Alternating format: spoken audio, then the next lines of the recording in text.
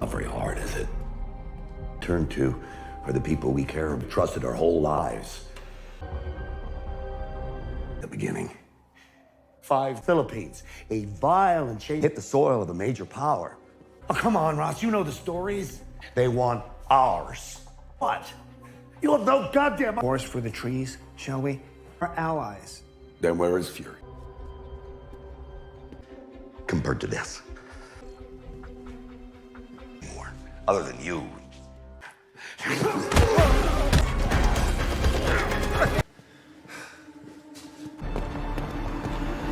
Northeast.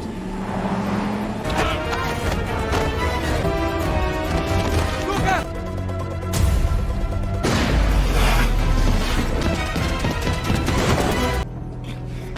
Ross. I'm chasing him. He's one of the...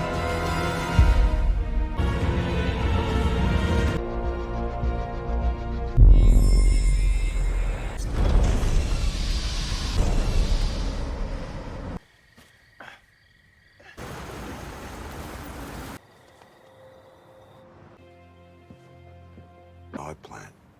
Sorry, still do. Think, mate, that it would take something like... Let's just talk about disappeared. I got kicked off the council.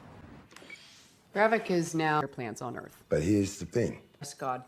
Prescott had been in Kazakhstan raided the same day. Going for a walk. Mainly left Saber. Agent Hild, Agent Fury. We have...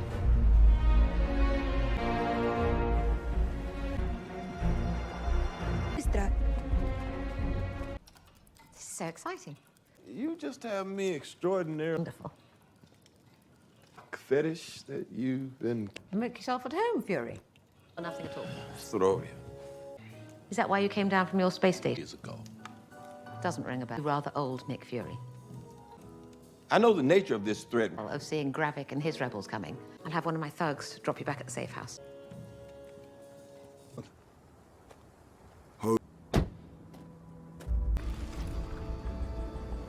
Welcome to New Skrullos.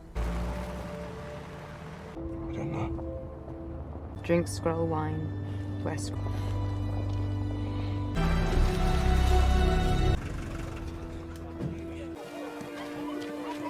An eerie narration opens Marvel's hidden invasion. Consider a scenario in which information is unreliable. A man enters a modest-looking building after making his way through dimly lit streets while wearing a cap and heavy coat. The voiceover keeps going. Only those in our immediate vicinity can we trust. However, what if those individuals aren't who we believe them to be? Newspaper clippings adorn the walls, and several computer displays are covered in news sites and maps.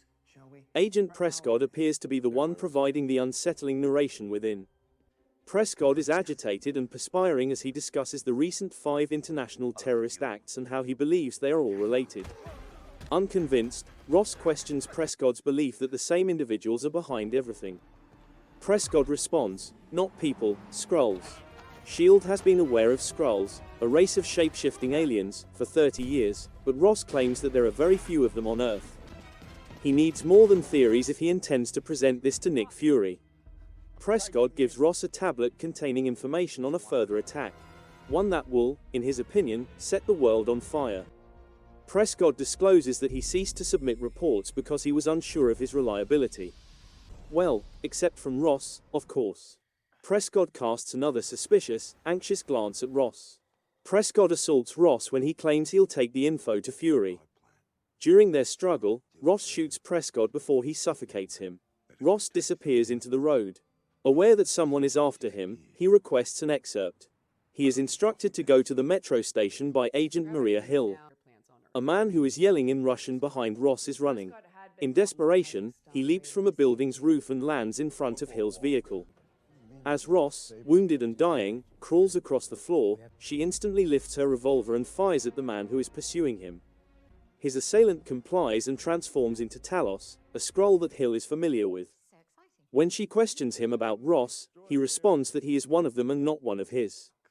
As Ross passes away, he changes into a Skrull. A spaceship lands in a woodland. Nick Fury emerges. After the ship has sailed, and Suv arrives. As Fury hobbles toward it, Hill welcomes him back to Earth. He meets Talos, the Skrull, at a safe house that she leads him to. Fury and Talos, who appear to be old friends, talk about how Fury has changed after the blip. It comes out that Talos was expelled from the Skrull Council after serving as a member. Fury's failure to locate them a new planet has infuriated the Skrull, notably the one who assumed the identity of Ross. Young, uprooted Skrull's wrath is being used by a new council member named Gravik. Even Gia, Talos' daughter, vanished after being drawn by the uprising. Somewhere in Russia, at an abandoned nuclear site, lies Gravik. Plans that Prescott obtained show Gravik intends to use Americans against Russia, a terrorist organization, as a cover for a device intended to ignite a conflict between the United States and Russia. James Rhodes, also known as War Machine, intercepts President Ritson in the United States and informs him that Fury has quit SABER. He had recently departed from his position as a complicated aerospace defense system engineer. He is informed by Rhodey that Hill is now AWOL and that they also deciphered an encrypted communication from her to Fury. Ritson gives it to Rhodey to manage. Walking around Moscow's streets at night, Fury observes the inhabitants. A few fix their gaze on him. A young girl with a ball diverts his attention, and two guys jump, hood, and pull him away. When the hood is taken off, Fury is seated in front of Sonya Falsworth, a senior MI6 agent who is also occasionally a friend. Before showing their cards, the two joke about her being a boring thug and discuss how Fury needs her assistance in both the Skrull insurrection and gathering information about a possible connection between a theft in Kazakhstan. Sonya, on the other hand, shares Talos' prior concerns that Fury hasn't been the same since the blip and expresses doubts about his suitability for the job. Fury discreetly inserts some technology into the eye of a statue of an owl while they converse. A guy walks up to the fence of a woodland facility that has a military appearance. He is challenged and asked what he wants by two guards. "Home in my own skin," he said. A female enters the car and drives up to the gate. She commands him to reveal his actual form. When he does, the man's Skrull face is shown. "Welcome to New Skrullos, sir."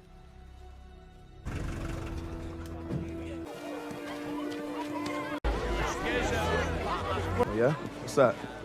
You get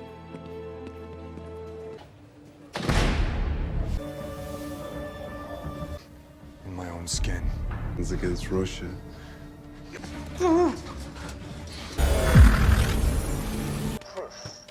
How about the arrivals list in Moscow are capable of building? By now, you mean wait until... Yeah, amongst my kind of. Well, stop. You talking about one who's ever even heard the name?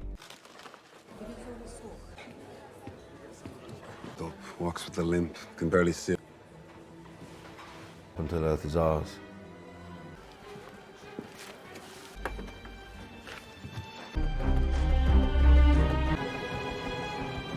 MI6 status.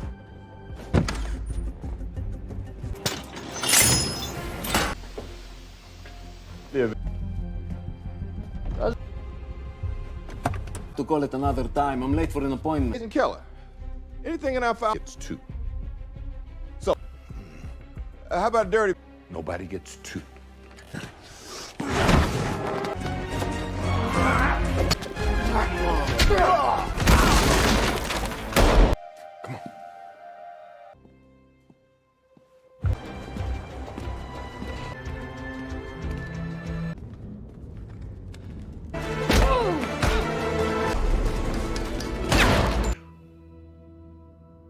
What I wanted.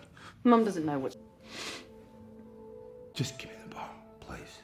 Protect you. You can't pretend.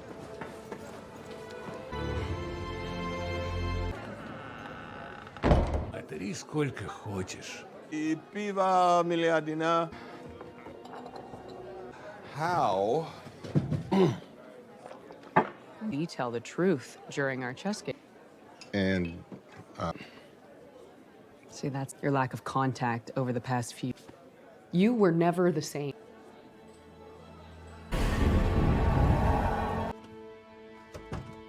Good work. I bet. The contrary. Thanks to you.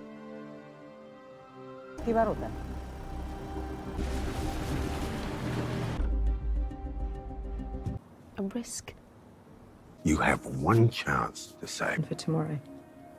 You. Most of their identities are...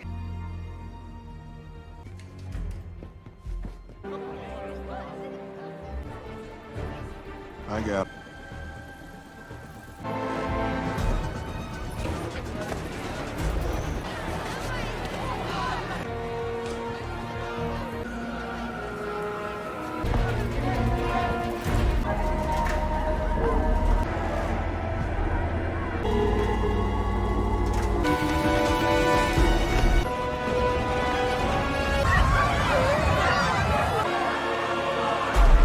Bill!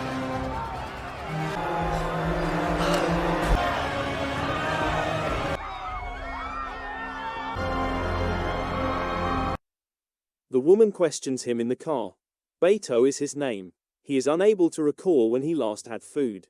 She pulls a blue fruit out of her car's glove box, a Skrull creation.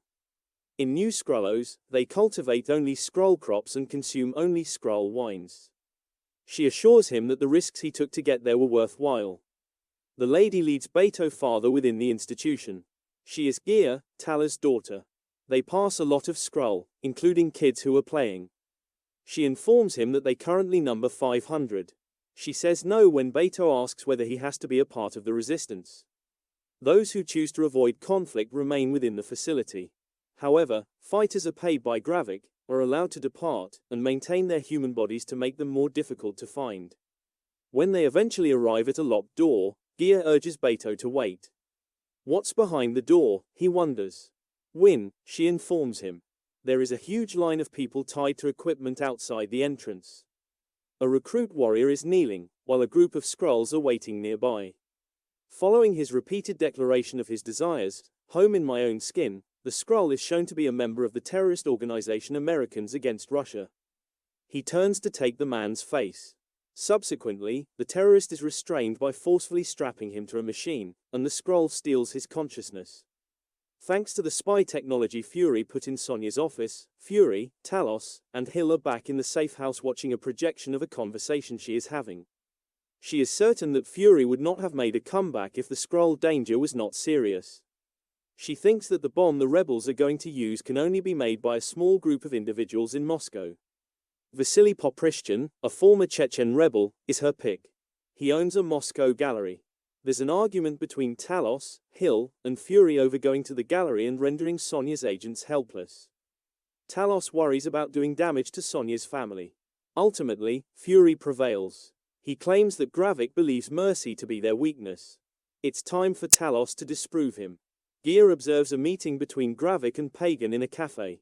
The man tells him that Fury is in town, but even though he's hobbling and washed up, they don't think he poses a threat. Gravik promises they will leave tomorrow and not return until they have taken control of Earth. As they leave the cafe, Pagan calls for Gia. He gives her a bundle of cash and guides her to a car. She is to deliver it to Poprishchin at the specified place, carry the luggage he hands her to the safe house in Moscow. Gia obeys silently. Gia spots two MI6 operatives outside Poprishchin's gallery. Fury checks in with Talos, who is posing as an MI6 agent, as she slides inside to avoid being discovered.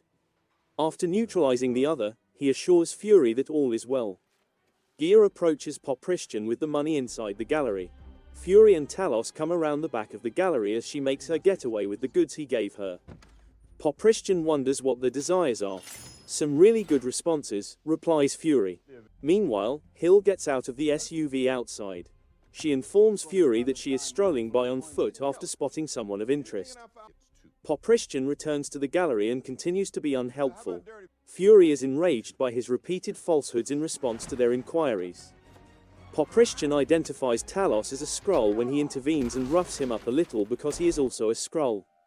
Despite Talos's warning not to fire, Fury continues to fire, eventually taking down Poprishchin. Talos feels betrayed by Poprishchin's final remarks and Fury for abandoning his people. Hill is in Gaia's footsteps. Hill chases her into the underground, losing her for just long enough for Gia to get the better of her. When they fight, Gia triumphs over her. When Talos arrives to save the day, Hill directs him to pursue the fleeing Skrull. He pursues Gia, pointing his rifle in warning until he eventually stops. It's not a nice reunion between father and daughter.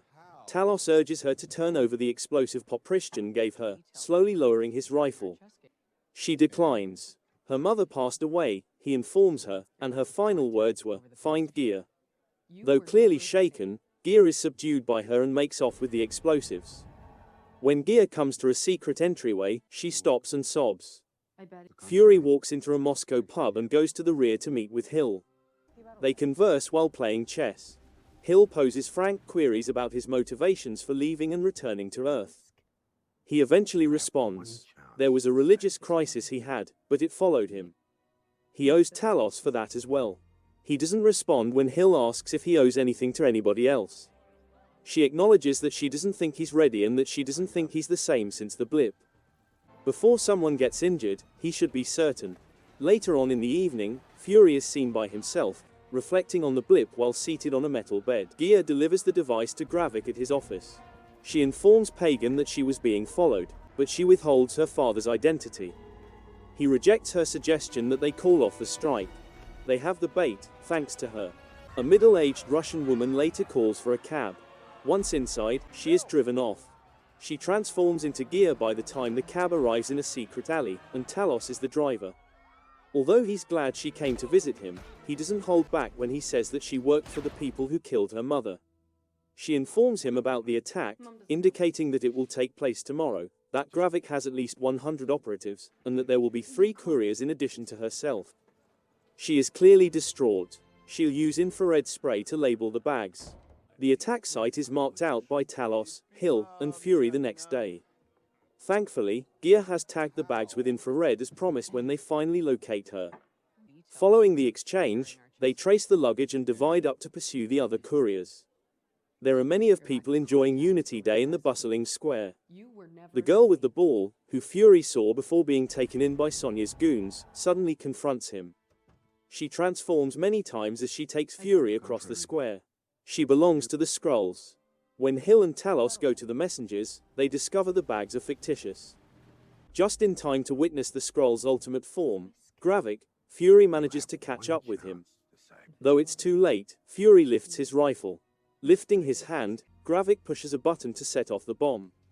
3 or more explosions set the square on fire. As Fury pursues Gravik, he becomes lost in the haze. Hill is assisting those who are afraid or hurt.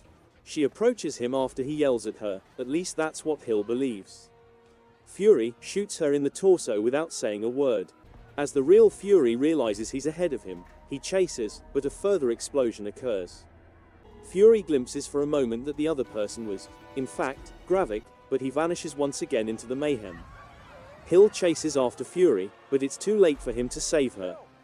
He consoles her, telling her that he did not shoot her. Hands grasp Hill from behind as Fury cradles his body.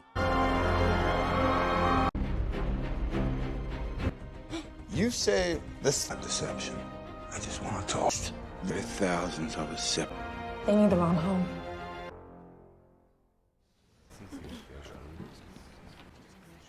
This is Gravik lines.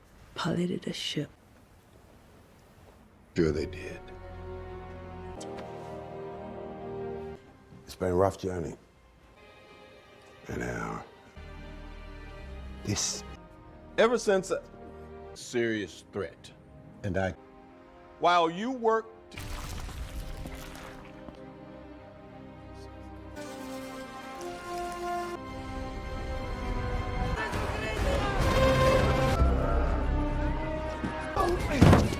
I'm an American!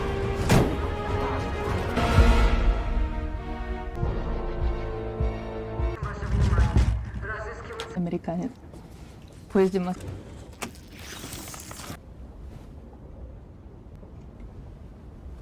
No train travel back then wasn't no dining car. Way too good to wait. And she said, tell me about to tell her about that. The fact that I did that. Is tell me something.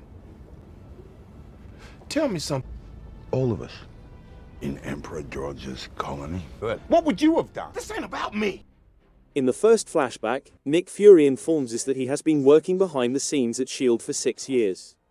Though he has been foreseeing his foes, he never imagined they would be arriving from above. Talos initially meets S.H.I.E.L.D. and Fury when he travels to Earth with a troop of Skrulls. He reveals that his people are refugees who are on the streets and are attempting to escape the Kree. Time travels to 1997 London, where Fury is introduced to a young Skrull. After his parents were slaughtered in the last battle against the Kree, he managed to escape from behind enemy lines. Gravik is his given name. Talos facilitates a meeting between the Skrulls and Fury. He presents Fury as a man he has faith in. They accept a bargain from Fury. There is a major threat to Earth. He says that he and Carol Danvers will search for a new planet for the Skrulls to call home if they can assist. Fury declares, "You keep your word, I'll keep mine," as the juvenile Gravik is shown in close-up. Gear and Gravik go across the Moscow Square together, leaving Fury holding Hill's body in their arms. A guy who knows them from their cover group, Americans Against Russia, gets caught as they get into a car and flee. He keeps shouting, "I'm an American," as police swarm him and take him away. Additionally, Fury is taken and tossed into a vehicle, but as it leaves, it becomes clear that Talos is the one who stole him. Russian soldiers are looking for Fury on the train from Moscow to Warsaw. Talos disguises himself as a Russian lady to confuse them and then locks himself and Fury into a secluded cabin. Has Talos heard from Gear? Fury queries. No, he hasn't. As the train continues, Fury tells about how he and his mother used to play a game called Tell Me Something I Don't Know while we were on journeys. Once she persuaded Talos to join in, at last, Fury finds out that 1 million Skrulls have escaped the Kree and are now all on Earth. Fury and Talos dispute over Talos's deceit on him. Fury informs out that humans can't even get along with one together, despite Talos's belief that humans and Skrulls can live together on Earth. He ejects Talos from the train out of frustration. Hill's body is transferred to an airplane returning to America in London. Her mother walks to meet Fury on the tarmac after witnessing her get full military honors. When she presses him about what transpired with Hill, he admits that someone injured her in order to harm him. Newscasters from all across the world announce the attack by Russia and assign responsibility to Martin Wallace, an American Against Russia member who was detained at the scene. The head of NATO affirms that intelligence is being gathered, and the Prime Minister of the United Kingdom condemns the strike. Russia is clearly planning a counterattack, even if the United States insists this was a false flag operation. Gear and Gravik are still traveling back in Moscow. They talk about how Gravik had hoped that Fury would be in the plaza to witness what was left of him. To get him to the council meeting, he begs Gear. Gravik is led inside when they get there, but Gear is left outside and told to shoot the door guard if Gravik doesn't come back in an hour. The Skrull Council, who have some extremely intriguing faces, meets with Gravik within. Several well-known figures, including the Prime Minister of the United Kingdom and the head of NATO, are seated around the table. The purpose of the council meeting is to decide how to punish Gravik for putting everyone at risk through his terror attacks, especially the bombing of Moscow. Gravik informs them all in Skrull that Fury betrayed his word and left them, unfazed by their combative tone. He will seize Earth, therefore that's where they will live.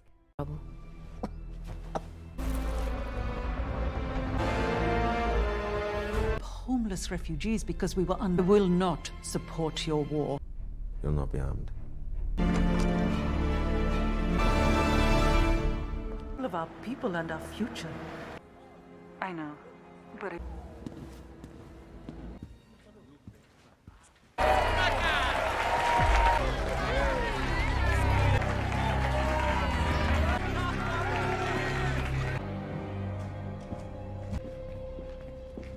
This phase would be over. Your absence. At this emergency security and Miss Maria Hill. That fact, The Fury's presence in Moscow. Watson is aware of the seriousness. He doesn't just hop to when summoned, right? I'm in salary. yeah, well, my other suits. Croatia talking crap. Don't let the relaxed ambiance fool you. Your face is all over CCTV footage. What if I told you they were all green guys who could About 15 years ago, I was one day from the inside. Moscow was just turned into terrorists. Fury. Wing it. I just spent all the political planet by protecting our seat at the Mediocre Alexander. These men are going to escort you outside, then you're going to... than Hydra, but they can only be vanquished by handed to mediocre men who do. the observation that he's fired. Is it you? To find.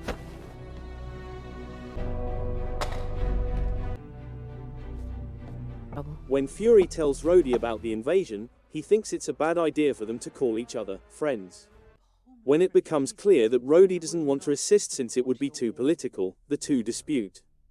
They continue their irate conversation until Rhodey admits that he booked Fury's trip because he was fired. Fury throws down his head on a bench and storms out of the room, roughing up Rhodey's security a little along the way. Gear breaks into a new Skrullo's computer to search through Dr. Rosa Dalton's genetic records. Frost Beast and Groot are among the sim-compatible DNA samples that the computer produces. Gravik nearly catches her, but she escapes by bringing up the profile of a fresh, bright recruit named Beto, who arrived in New Skrullo shortly before the assault. Following a heated conversation in which Gravik disparages Guy's father and labels him a coward, he informs her that his insider has found Brogan, the Skrull who took on the guise of Martin Wallace. Once more, he is driven by her. Pagan, Beto, and Gravik are in the automobile. Sonya Falsworth, an MI6 agent, enters a butcher shop that acts as a front for illegal activity. Martin Wallace is being questioned by a gruff Russian man and his gang in the meat locker in an attempt to persuade him to reveal the location of the Skrull's safe house. Sonya informs the man that she is coming to assume command. The man accepts following a quick discussion with a supervisor. After explaining her where the escape hatch is, he leaves Sonya with Martin, and she promptly goes to work. She gives Martin an injection to cause his blood to boil after cutting off his finger to verify that he is a Skrull. Then, speaking fast, he informs her that Gravik is creating a device to increase Skrull's strength. He continues by saying that the Daltons, a married pair, are in charge of the science, but that they are suddenly disturbed by a disturbance. Sonya slips out via the escape hatch, realizing that Gravik and his gang are come to get Martin, aka Brogan, back. Gear informs Beto she's going to go look around the back while Gravik and Pagan surge into the butcher shop, knocking down the Russians. After moving aside, she makes a covert Russian phone call. Gravik queries the information Brogan disclosed. Pagan is told to take him to the automobile by Gravik after he remains silent and talks falsehoods. The gang notices that the safe house has been penetrated as they get closer, with Gear driving. Gravik gives the order to continue driving, and once they have ventured into the woods, he tells Gear to stop. A single gunshot is heard as Pagan leads Brogan outside into the forest. Though he remains silent, Gear appears distressed while driving. An automobile at a storage facility is unwrapped by Fury. He climbs in and takes off, leaving the city behind as he drives off into the countryside. He approaches a huge, open-concept home. A Skrull lady is seen cutting veggies in the kitchen inside. With a key, Fury goes to the front door and opens it. There's soft music. Sighing, Fury walks slowly toward the kitchen and looks around. The Skrull chef pauses and asks Fury if he's forgotten anything as she assumes the appearance of a well-groomed black lady. With a dejected expression, Fury moves to a side table and retrieves a wedding band from a box. He approaches the woman once more and puts it on his ring finger. "Is it better?" he queries. The woman, who is his wife, smiles and responds, almost, before coming forward to give him a welcoming kiss. Skrulls walking amongst us. Skrull General. Is Do you think it will work? I did not fear of the past. Faith. Yeah.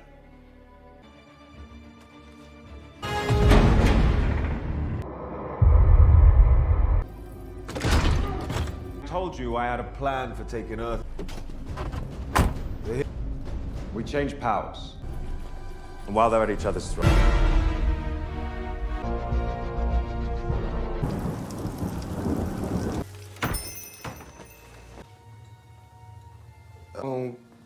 That. This beautiful? The unit doesn't exist, Fury. Our leaders? I sure don't. Good morning. Morning. Things cook differently up in space. That leaves a mark, huh? Well, you know, I'm in touch with Gravik while I was gone.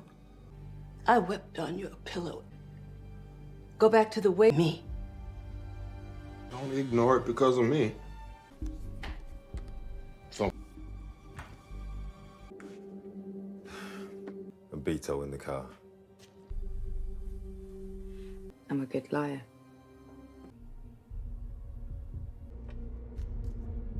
Three Skrulls are shown in Betrayed, getting ready for a mission at their base. Samuel Adewunmi's character Beto shows some skepticism, but his buddy reassures him that they are fighting for the future.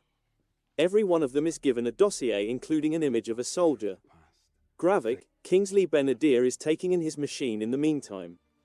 The remaining Skrull Council members join him. According to Gravik, he dispatched 3 officers to carry out an operation against a UN target by infiltrating the Royal Navy. Earth's heroes will surely be called upon by this. According to Gravik, the Skrulls need to become superhuman in order to defeat them. Samuel L. Jackson's character Nick Fury shows up at a cafe in the rain. He places a black coffee order. It is revealed that Vara, also known as Priscilla Fury, Charlene Woodard, is a lady in a booth. Whose face has she taken on, he wonders. That depends on how this plays out, she says. Fury claims that their career prevents them from being romantically attached. She responds that they aren't recognized by law. Chris Stearns, aka Christopher McDonald, appears on television nowadays. It looks like World War I, the right-wing news show tells viewers, so stock up on firearms and bottled water. After turning it off, Scylla queries how Fury may view it. Twice a day, according to Fury, a broken clock is correct. What happened to bring him to Earth? Scylla wonders. Fury says he's retiring, but he could get retribution. Has she been in contact with Gravik? He queries. He claims he must discover who she became into while he was away. She claims that after becoming a widow, she found her identity. She picks up when her phone calls. Scylla claims the information is not currently in her possession. Fury asks if it was important, and she says no. Fury glances at Scylla's phone as soon as she steps outside the room. Gravik awakens Gia, Emilia Clarke, in the Skrull headquarters. He wants to discuss Brogan and how the police were aware of the location. Brogan was unaware. Gia says Brogan took a risky informed assumption out of desperation. She claims she would have lied if she were in his shoes. She lies well. After appearing to accept this, Gravik informs her he will see her early the next day. He says she will accompany him. Gia and Gravik exit the aircraft. After then, they start driving. According to Gravik, her father Talos, Ben Mendelsohn, requested a parley. Talos wants to talk about her, he says. When they reach to the spot, Gravik exits. Gia enters a message into a cell phone that is coded. Talos and Gravik will soon be meeting in the midst of the pictures. Sir James Guthrie's 1930 book Statesmen of World War I is discussed by Gravik. According to him, it emphasizes the distinction between warriors, whose stories are recounted in blood, and statesmen, whose stories are told in ink. Gravik claims that all day long, he chooses blood. Gravik concurs that it's not simply his blood, according to Talos. They soon find themselves seated at a table at a busy restaurant. He should step down and quit killing innocent people, according to Talos. The topic of Gia comes up. Gravik thinks Talos should be thankful he hasn't sent her back in a corpse bag. Talos swings a punch. Every other customer turns into Gravik while he does this. You got it? I believe.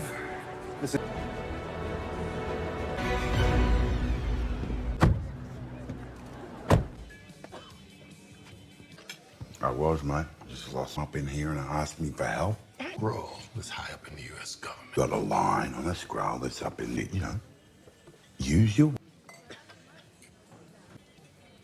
Help me. Bugged my beloved Hoot. Tell Ward 3. Well, why would it do something? Are they loose enough to get me the captain's name? Portsmouth. Dog's a man's best friend. Last 30-something years. So, not my mess. You got a different take. Sending the ranks. You'd have uncovered on your own. As an ally you leveraged with once I came into it.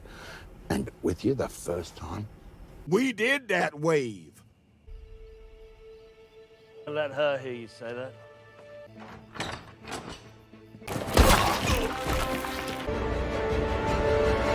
I was busy kicking...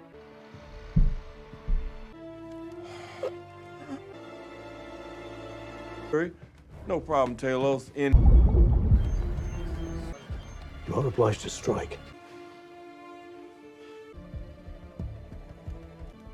unless you used to be. Gravik responds, so Gia stays with him. Talos chokes Gravik after stabbing him in the hand with the knife. He says that from now on, he should refrain from mentioning Gia. Gravik uses a healing factor to repair his hand after Talos departs.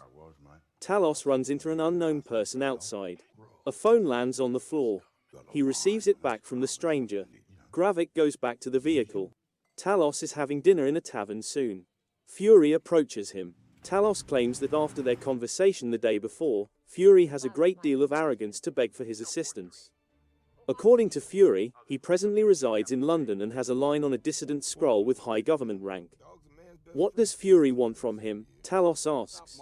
Fury is forced to say, "Help me, Talos. Because without you, I am worthless." Before long, the two are driving. Talos clarifies that he received information from Gia via a burner phone. Neptune is recognized by Fury as a British submarine. Telling Sonia Falsworth, Olivia Colman about the Skrull's intention to use it to assault the UN delegation and trigger World War I, he makes contact with her. Falsworth demands an apology from him for the bug he put on her statue of an owl, which is now called Fury and has an eye patch. She claims that she is attempting to ascertain who disclosed details regarding the previous episode's butcher shop questioning. Fury does, however, obtain the location, name, and picture of the Neptune captain. Living close to Naval Command Headquarters is Robert Fairbanks, David Bark Jones. Talos ponders the nature of human-dog relationships while driving. According to Fury, he has spent decades clearing up after Talos. Talos has a different stance. According to him, Fury didn't start moving up the ranks until Talos and 9 of his associates joined his network of spies. Talos claims credit for Fury's intelligence and SHIELD accomplishments. Talos and Fury enter the base covertly, but they are discovered fairly soon. They send out a number of soldiers. Talos walks by a room where a young person is playing a video game. Over the radio, Fury receives a call from Talos asking him to come to the end of the hall. But Fury recognizes it's a ruse since Talos refers to him as Nick. The child is being held captive as he enters the room. Fairbanks is holding Talos captive. Talos phones Gia and requests the Fairbanks launch termination password. After that, Gia breaks into the room where the Skrulls hold their hostages and takes out 2 of the guards. Reaching the actual Fairbanks is Gia. A screen reveals the subject's recollections. Talos receives the code from Gia. He tells her to take off. The launch is called off. It appears like Gia rides out on a motorbike. When Talos agrees with Gravik, Fury questions why he isn't with him. Talos claims that because he is with Fury, he is not with Gravik. Gaia's getaway is cut short by a car that Gravik is driving. Gia asserts that she must free the men from the abandoned mission. According to Gravik, it wasn't a failure because finding the traitor was the goal. He takes Gaia's gun. Gia queries him about whether he is the Skrull's leader or greatest foe. After being shot by Gravik, she seemingly dies and transforms back into a Skrull. When she gets home, Scylla takes keys out of a jar. She travels by rail while appearing to be followed and observed. Before leaving her alone, a banker soon opens a lockbox for her. There's a pistol in an envelope inside the package. The voice on her phone says, "St. James Church, 1 hour," as it rings. The speaker claims she's talking to Gravik, but she says she has to talk to him. Do I dare ask what... Is it you? I told you I had a plan for taking Earth as a... Super Skrulls. A worst enemy.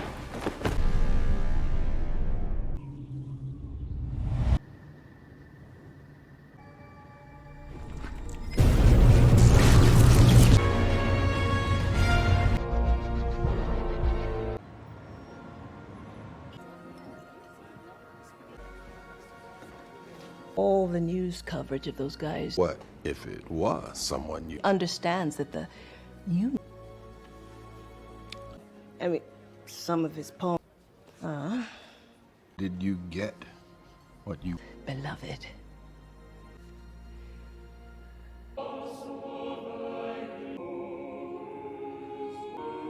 Fury was fired a couple... I DDT'd that dude from the top rope. But Gravik doesn't need, that's none of yours. Is catching a bullet today.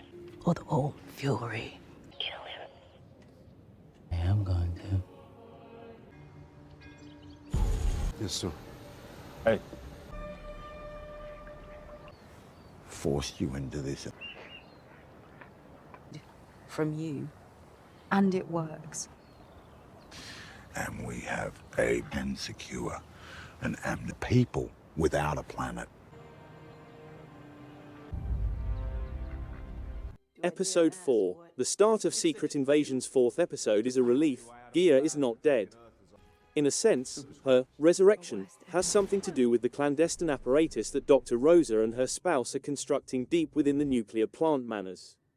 We quickly shift our focus to 2012, immediately following the Avengers' valiant efforts in New York. Back then, Fury was formidable. He was nearly unstoppable because of his strength, skill, and arrogance. He goes on a romantic date with Priscilla in Paris. Her sharing of Last Fragment, one of Ryan Howard's most powerful short poems, is the pivotal moment. What does that mean now, though? Still, Priscilla is betraying Fury. Why return and smear salt on Fury's injuries? In a chapel, she runs into Rhodey. He is mixed up with Gravik's devious plans. Why is it the case? Is he also a Skrull? Hopefully the episode explains this abrupt turn of events. Rhodey is adamant that Fury will be slain on that particular day. He or Priscilla, perhaps. Fury is not the same person he used to be, so she begs him not to carry out the plan. He won't be a threat to Gravik's scheme because he has been weak, exhausted, and beaten since the blip. However, Rhodey makes it quite plain that he will murder Fury no matter what. Through a cable, Fury has been listening the entire time. How was she going to betray her beloved? Why would she do it, too? Gia and Talos have a meeting to talk about future plans. Having picked a side, she asks her father whether he intends to provide a home for the Skrulls. After chastising the insurgents, Talos says he and Fury will demand that the President of the United States grant the Skrull people asylum. The Earth's survival from World War I will be sufficient reason. He clarifies that there is no power for the Skrull people. They have to live among humans and face reality. In the end, they will be secure. Gia labels him as insane and turns to go, not knowing what is in store for her. When Priscilla returns home, Fury confronts her about her intention to kill him. The greatest mistake of his life, as he puts it, is her. Nevertheless, he would repeat the entire process. His voice is incredibly realistic in its portrayal of both love and grief.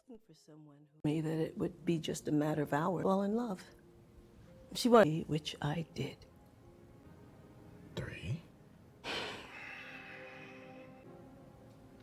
I did. To feed.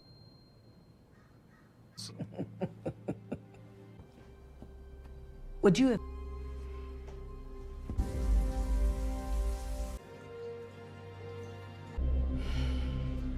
The hell you doing in here? Remember? Not me. Uh-huh. You know, proper gentleman. Gold. But let me tell you, from really wanting to squash this beef between U.S. government. Wow. Really?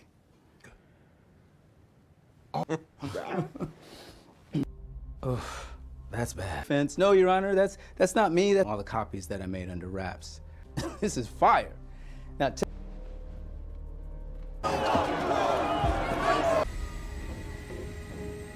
there's a full briefing book for you in English. The Russians with a half bottle of bourbon.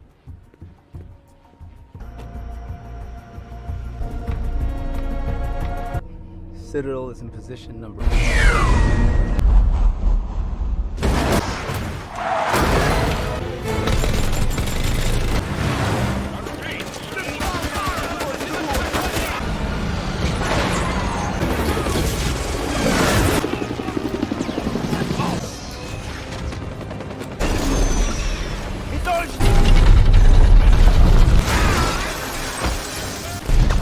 Cover the stagecoach!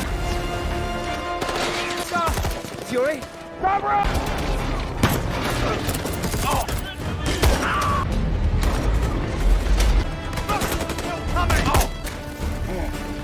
He's up! Cover the president! She relates to him the tale of the deceased person whose skin Vara stole, Dr. Priscilla Davis. Vara deliberately picked Priscilla to inflame Fury. She informs him that Priscilla granted her the skin on 3 restrictions, the primary one being that she promised not to harm Fury. They simultaneously shoot each other and recite "Last Fragment" jointly. However, their deliberate mishaps demonstrate how much they care for each other. She then has a fleeting flash of Fury. As it happens, Rhodey is a Skrull after all. Knowing this, Fury approaches him at his hotel. By now, Rhodey's imposter should know enough about the game. He plays the clip from episode 1 in which Gravik, having assumed the guise of Fury, murders Maria in front of the camera. How would Fury explain this to a jury, he wonders. It serves as leverage against his own weak point. Knowing this, Fury concedes and retreats from the room. In the meantime, Gravik and the other Skrulls are strengthening their strategy to turn the superpowers of the globe against them. The strategy is considerably more audacious this time. Gravik is determined to get hold of the issue by its scruff. After landing in London, the US President and his entourage travel to meet with the Prime Minister of Great Britain. Gravik and his troops are waiting to intercept him up ahead, thus this is a setup. The attack is unparalleled in scope when the fictitious Rhodes tells Gravik where the President is. The vehicles are the target of rocket launchers. Despite the severe strikes, President Ritson is still alive. Gravik and his soldiers struggle out of the helicopter while speaking Russian to the Americans to make them believe they were behind the attack. Talos and Fury support the counter-offensive from nearby. It is absolute anarchy all around as everyone is bamboozled at Fury's presence. The two concentrate on freeing Ritson. Talos breaks the glass window with many blows with his bare fists. After being struck by a bullet, half of Talos' body transforms into a Skrull. But he does not stop and pulls Ritson out. Ritson is saved by Fury, and a US soldier assists Talos, who is now completely transformed into his Skrull avatar. However, the soldier turns out to be Gravik. When he stabs Talos in the chest, Talos falls to the ground right away. Fury shoots Gravik in the face, but he regains his form in a manner similar to that of Guy's resurrection. These Skrulls are nearly unbeatable thanks to the machine. As Fury takes Ritson to safety, Talos' lifeless body remains in the road. Building a machine. What kind of machine? The way we can counter that is to become Of the 2 occupants of that lovely Operation at the moment. I'll crack his chest, you take the laparotomy. You think?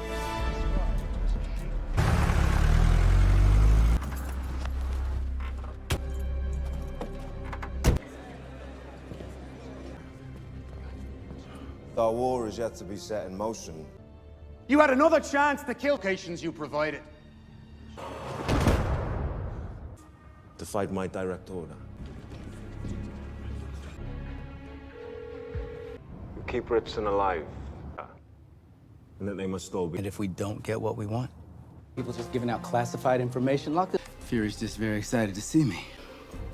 Well, in order to out me 60 seconds, You didn't. Oh. Tell Gravik I'm coming for him. Former SHIELD director Nicholas Fury is... Don't mind me, I didn't see anything. Sonia? Fosworth, what have you done? Unless you want me to enact my personal preference. Just a little confused. You scared? Speak.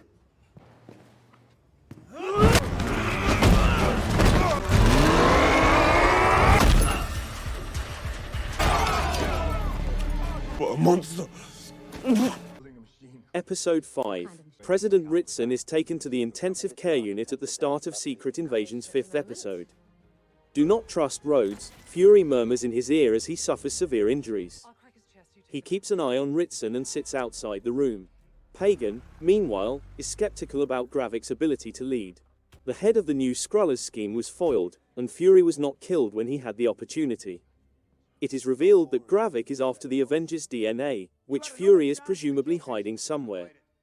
Pagan is killed when Gravik, filled with wrath, drives his long alien whip into his heart. He refers to Pagan's surrounding Skrulls as faceless and nameless. Seeing this when the operatives are dispatched to assassinate Vara for defying Gravik's orders, Beto is particularly taken aback. Additionally, Gravik phones the Skrull copy Rhodes and requests that he keep Ritson alive. Even as news outlets highlight Talos' valiant deeds, the commander wants Ritson to believe that the Skrulls were responsible for the assaults with the Russians. To strengthen Ritson's belief in him even more, Rhodes is told to show him the new Skrullos in Russia. When Rhodes arrives at the hospital, Fury wraps a pistol around his neck. But other than killing Rhodes, Fury is powerless to prove that he is a Skrull, known as Rava. He was shocked to see that Rhodes had already released the video in which Gravik played Fury and killed Maria. In hours, the news becomes viral. To reveal that CIS director Weatherby is a Skrull, Sonya shoots him in the leg. Well, nevertheless, after being revealed, he divulges Dr. Rosa Dalton's whereabouts. Beto and the other dissident Skrulls assault Gravik. However, he is too strong for them. He kills Beto in broad daylight as a warning not to question any of his actions. Fury meets Gear in the interim at an undisclosed place. He implores her to get up and ensure that her father's valiant dying is not forgotten. She explains that Gravik utilized the DNA of Groot's mother, Flora Colossus, and one of Thanos' sons, Cull Obsidian, in the machine instead of discovering the harvest. My work here is far too Not you. Unfortunately, I'm going to have to torch it. I won't let her betray.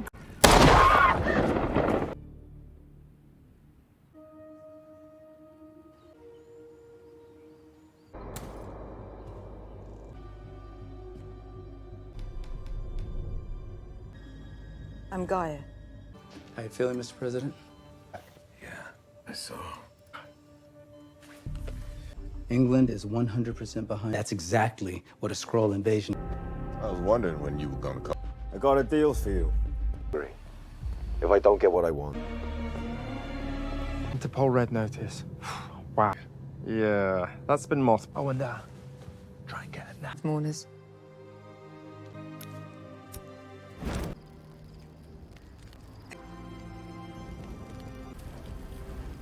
When you... What kind of daughter says that to her? Time chasing aliens. You miss.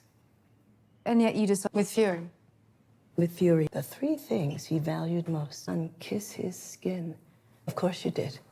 You're young. Allie.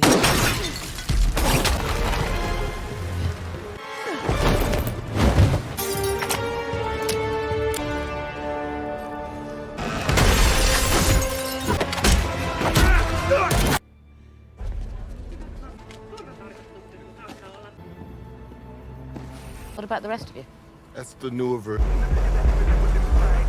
At her home laboratory, Sonya meets with Dalton and her colleague Victor. Rosa shows her how the machine operates, and she decides to light it on fire. Victor threatens to kill Rosa, so Sonya shoots him in the head. Gear is sitting with Talos' lifeless body, getting ready to bury it. She seeks assistance from Priscilla. As they carry out the final rituals, Gear presents her mother's ring on the funeral pyre. Gear queries Priscilla's motive for holding out for Gravik's soldiers to murder him following the burial. She remembers how, upon first seeing the home, she fell in love with it and dreamed of living with Fury. A fight breaks out between the intruders and Gear and Priscilla as they unexpectedly burst into the residence. During their meeting, Rhodes reveals Gravik's scheme to Ritson. He presses Ritson to launch a strike against the new Skrullos, stating that Sonya is backing it. Fury meets Sonya in Finland after evading airport security with the Widow's Veil. Sonya admits she was unaware that Rhodes was a Skrull. Additionally, she verified the location of new Skrullos because the US is an ally. Gravik has threatening to allow the strike to destroy their home base until Fury gives him the harvest. If it means killing his own people to win the war, then he is willing to do it. The harvest, according to Fury, is the combined genetic material of every Avengers fighter from the Battle of Earth. Even the strongest of them all, Carol Danvers, has DNA in it. Although he was not present when the samples were gathered, Gravik was a member of the team that did so. Sonya sees Fury showing her the vial at one of his graves in Finland. Fury is giving it away now even though he moved it to defend it from Gravik. As the episode comes to an end, he puts on his recognizable long black overcoat and eye patch and says to someone over the phone, "It's time, let's finish this." It's time. Is the promise. While you were telling me there's a million. Therefore, I nominate Gravik. You had another. Find what he was looking for. Touch aggressive. This is the first time you called this number. You sound far away. Are you? All right, I'll. Stay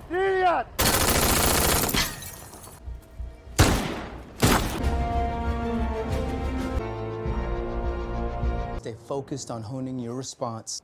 President Vladimir is a Baltic, orchestrated by the Skrulls, ridiculous false flag proposition. Taking positions on the Finland. They need to understand who's responsible.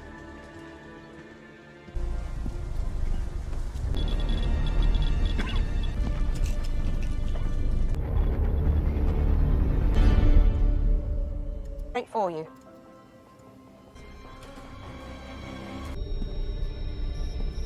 Where is everybody?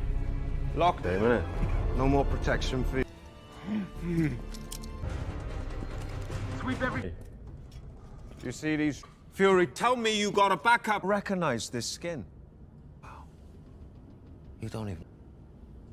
This man and everyone I killed took a... Shadows for 30 years.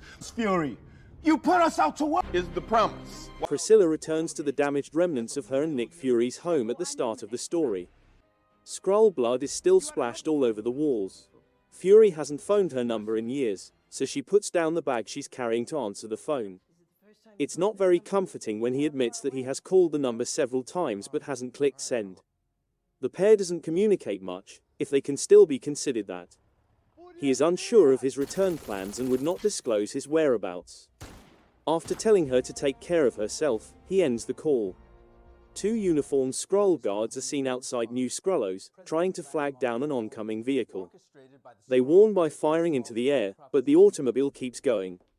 After issuing many warnings, the guards open fire on the vehicle, shooting it until it stops.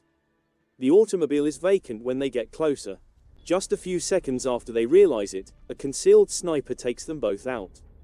Naturally, it's Fury, anxious to ensure the task was completed correctly. He approaches the guards who are prone and kills them at close range. Fury discovers Skrull dead strewn around New Skrullos as a result of Gravik's rage during the failed coup. Fury takes a few medications and checks a Geiger counter before going inside as he starts to cough. Fury goes into the reactor room and starts to cough more often. Gravik waits for him inside. It's only the two of them, everyone else is locked up. During a coughing attack, Fury spills his tablets, which Gravik grinds and gives him a last blast. Fury's health is becoming worse. Without his medicines, Gravik notes that the effects of radiation will worsen more quickly. In addition, he chastises Fury for failing to identify the guy he ordered Gravik assassinate on his behalf back when Gravik was one of Fury's spies. Back then, Fury was his hero since he had assured him of a house. Enraged, Gravik stands up in Fury's face and screams at him as he sits and coughs, showing signs of radiation sickness. He is furious with Fury for using the Skrulls as laborers and then tossing him aside when he was through. After killing Fury, he intends to use a flamethrower on the human race. Everything is focused on Fury. Gravik is told by Fury that he is correct. He let him down. After a few years of exploration, he realized there was no other planet suitable for them. He realized that the only way he could fulfill his half of the agreement was to provide a home for the Skrulls here on Earth.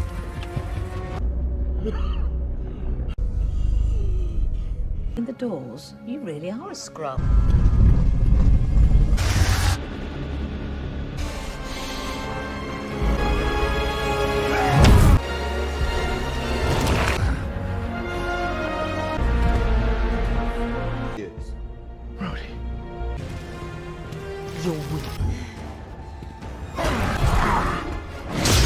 Skrull. And if you do, along with, you nuke them. Our enemies will be gone. Yeah. Mr. President, listen to me. Sir.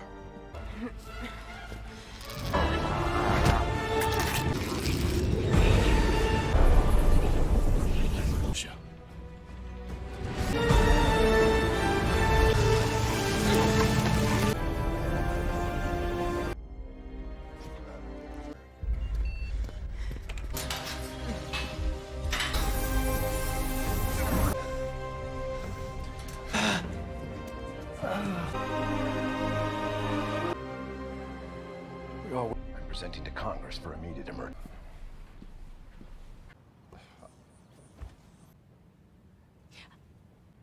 Or the face that puts you at ease. I'm leaving tonight. You know. Unless you have an army. However, he was unsuccessful. Because changing the hearts and attitudes of 8 billion people is more difficult than saving their lives. Gravik is informed by Fury that the last emotion he had before the blip arrived was relief. While Rhodey is furiously arguing with a circumspect Admiral over the idea that they should wait to make any firm conclusions about Gravik's assassination attempt before concluding that it was not a false flag operation, President Ritson is recuperating in England from the attempt on his life. Furiously dismissive, Rhodey says she has no proof and is wasting her time by not informing Ritson on his choices for a military reaction. The machine is starting up, and they are both stuck inside. When it's all over, Gravik is even more muscular and comfortable in his own flesh. Fury stands up with a stutter. He made it through the procedure. With his newfound power, Gravik backhands Fury and sends him falling with speed. He then attempts to punch Fury by raising him up against one of the machine's arms and pulling back, but Fury equalizes Gravik's strength by catching his fist. After drawing back, Fury hits Gravik, sending him flying through a tower and out of the building. It's not until Fury moves through the debris toward a surprised Gravik that he finally displays herself. Gia was the one donning Fury's face the entire time. She now possesses the harvest abilities. Ritson is conflicted, wondering whether to shoot Sonya, or Fury, or what is going on. Ritson is told by Fury that Rhodey is the one who has come to hurt him. While Ritson is being persuaded that Rhodey is a Skrull by Fury and Sonya, there is a tense standoff. Fury warns that if Ritson destroys New Skrullos, he will murder all the humans kept captive there, including the actual Rhodey, in addition to the Skrulls. While the warheads Ritson allowed are being constructed, the dispute goes on. He is urged to put off the strike by Fury. If it turns out that Fury is lying, he can still bomb New Skrullos, he only needs to wait. Rhodey takes Sonya's pistol away from her while Ritson falters. However, Fury shoots him in the head before he can use it. He hits the ground and is exposed as a Skrull. Ritson, sweating and horrified, asks for his phone so he may cancel the strike. Priscilla says Fury farewell. He tells her where to find him if she can forgive him as he leaves. Fury picks up his phone while out in the countryside. Ritson is here. As we watch Gia and Sonya approach a vast subterranean chamber, Fury's rage at Ritson for taking a poor situation and making it worse comes through in the voiceover. It is crammed with equipment, including electronic tables that extend as far as the eye can see. A person is fastened to each table. Sonya declares that this is how the adversary becomes so skilled. Scenes alternate as Fury tells Ritson of what he's unleashed, and we witness hit squads and vigilantes eliminating Skrulls globally while also executing defenseless people whom they mistakenly assume to be Skrulls. Ritson is adamant on continuing his battle. Fury asserts that he must remove the Skrulls off Ritson's planet if he genuinely cares about them. Fury ends the call and disappears into the foggy forest. A light beam descends from a spaceship hovering above. An automobile approaches as he is about to get on board. It's Priscilla, or Vara as she prefers to be called these days. Her given name. Fury tells her he has good news. The Kree are open to have peace negotiations with the Skrulls. She is skeptical, but agrees to help Fury with his peace summit. To get it started, at least. Then she will return to Earth. Her work is here. After agreeing, Vara reveals her true face. She wants to tell Fury that she loves him, as she is. Fury kisses her, as she is, and they walk off into the light.